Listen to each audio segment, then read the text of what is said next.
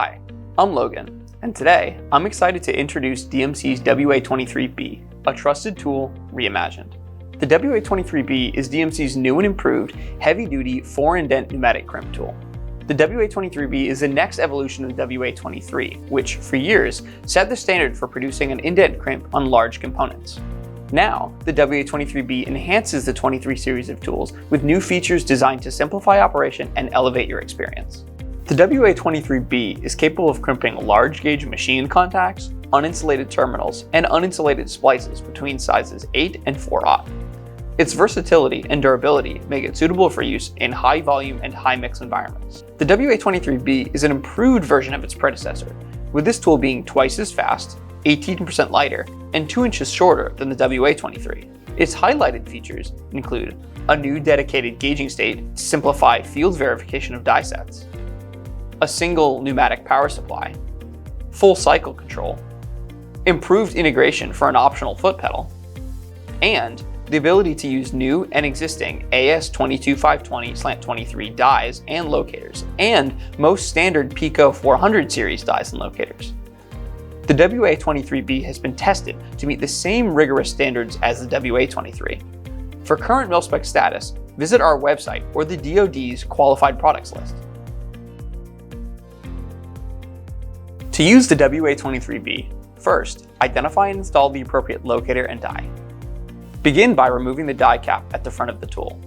Next, insert the locator into the center hole, aligning the notch on the locator flange with the pin in the tool.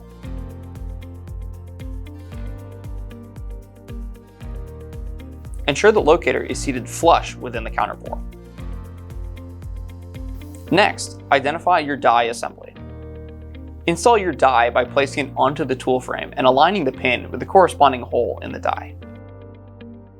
Push the die onto the tool frame and thread the cap back onto the tool until it's fully seated within the tool. Finally, connect the WA23B to your air supply within a pressure range of 100 to 120 psi. Before crimping, it is encouraged to gauge the installed die. Identify the correct gauge by using the go and no-go dimensions indicated on the die assembly.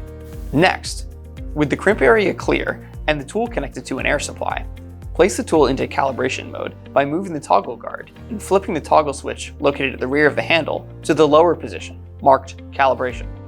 Now, actuate the tool by pressing the activation button. Insert the go gauge pin between the closed indenters. The go pin must pass freely between the indenters. With the indenters still in the closed position, attempt to insert the no-go gauge pin between the indenters. The no-go gauge pin may enter, but must not pass between the indenter tips.